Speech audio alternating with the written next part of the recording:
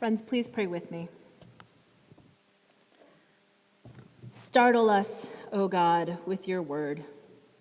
Silence in us any voice but your own, and may the words of my mouth and the meditation of all of our hearts be pleasing and acceptable in your sight, O Lord, our strength and Redeemer.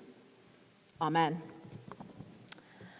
When our first child was just a newborn, I remember worrying a whole lot about just keeping him alive. I think a lot of new parents have some anxiety about that. And there would be some days and nights when the baby would be so quiet and still in his crib that I would start to wonder if he was okay. It was rare, but it did happen from time to time. So I would quietly sneak into his room and start checking for signs of life. Was he stirring or moving at all? Was his chest moving up and down? Usually I'd notice one of those things, and so I just tiptoe right back out of the room. But sometimes I just couldn't tell. So I used this trick that a veterinarian once taught me to make sure our dogs were still breathing. And that was taking this little mirror and holding it right up against their nostrils. And if the mirror fogged up a little bit, that meant there was breath coming in and out. So maybe once or twice, when our firstborn was brand new, I used this mirror test to make sure he was okay while he slept. Granted, I never did this with our second child, but maybe at its most basic, parenting can be boiled down to checking for signs of life. And I wonder if sometimes God, as our parent, comes up to us, quietly sneaking into our lives, checking for signs of life in our life of faith. And perhaps that's what we do when we come together on Sunday mornings, to make sure that the breath, wind, spirit of God is still moving within and among us, to make sure that our faith is still alive and beating, and to connect with God and with others to keep our faith healthy and active.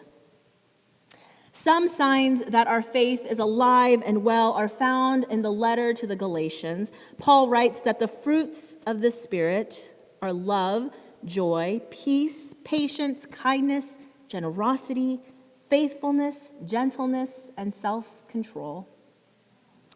These are ways of being in the world that can show us the health of our faith. They're like vital signs, the temperature and blood pressure of our faith.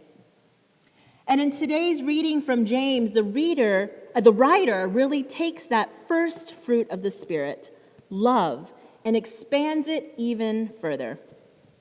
You see, the word love in Greek is agape, at least the way it is used in our scriptures. And agape is not a sentimental or romantic or even romanticized love. Agape is love in action. A love that manifests through what we do and how we live. Agape is the most hands-on, practical way to love. So when James says, "What good is it if you say you have faith but do not have works?" He's saying if love is at the crux of our faith, but that love, that agape, is not shown through our actions, we have a problem. He says that kind of faith, faith without works, is dead. So how do we know that we have faith? How do we know that our faith is alive and healthy? It's through our actions, what we do and how we choose to live. Rob Bell, a prolific Christian author and writer, says, "What we do comes out of who we believe we are. What we do comes out of who we believe we are." Meaning all of our actions and what we do point to a deeper truth of who we believe we are and how we believe our world is or should be ordered. For example, when we choose to walk our trash to a trash can or a recycling bin, rather than littering on the ground, we are showing a certain kind of commitment to perhaps the environment or to our neighborhood streets.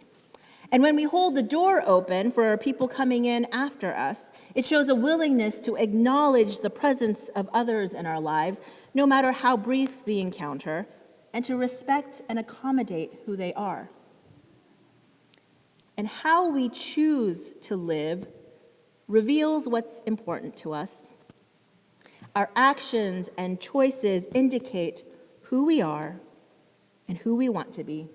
They are telling of our character and our priorities, and according to James, they are telling of our faith lives as well.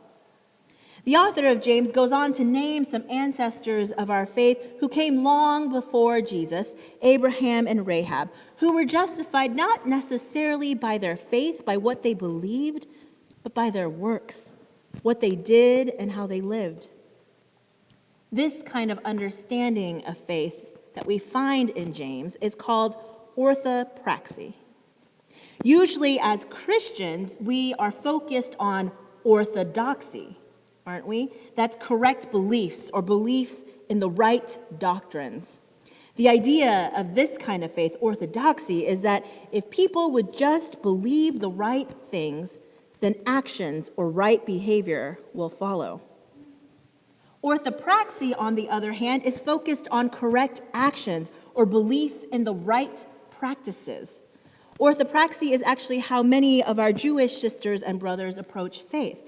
It's an emphasis on what we do and how we live, and the understanding that if we live faithful lives, focusing on right practices such as caring for our neighbor, feeding the hungry, lifting up those who are oppressed, then faith can and will follow.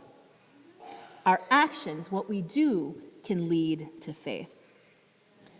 So what comes first? The chicken or the egg? Orthopraxy or orthodoxy? Faith or works? I think for different people, the answer will be different. And the good news is that either can come first, but both must be present. Faith and works, and both are able to feed the other. Today, we focus especially on our faith in action, orthopraxy, living in action-packed faith, demonstrative of the agape love that we are called to have for one another. But some of you may have gone to Saturday's spiritual retreat or to this morning's contemplative prayer, where the focus is our own spirituality and developing a healthy inner life of faith. I love what the spiritual retreat said, that contemplation and action are two sides of the same coin. What's wonderful about a community like Calvary is that there are plenty of opportunities for both. Today, I hope that you will take that table guide found in your bulletin that highlights the partners who are here this morning in Calvin Hall and go talk with at least one of them. Find out what they do, sign up for more information, and volunteer. We have that table guide so that if you don't want to walk into a big, loud room and have to weave in through all the different tables, you'll know exactly who you can talk to by saying, I'm going to go to table 1 and talk to those folks. So either way, no excuses. Go in there and find a table and talk with folks. And this is not just for people who have their faith completely figured out. In fact, if you are struggling with faith, especially if you are struggling with faith, maybe some orthopraxy is exactly what you need, some works to put your faith in action. And let's face it, none of us have our faith completely in order, so some action is only bound to help. Today, it is a great honor and privilege to witness this faith in action in a variety of ways in our service and in coffee hour. I hope to see you in Calvin Hall doing some of this, committing to put your faith in action.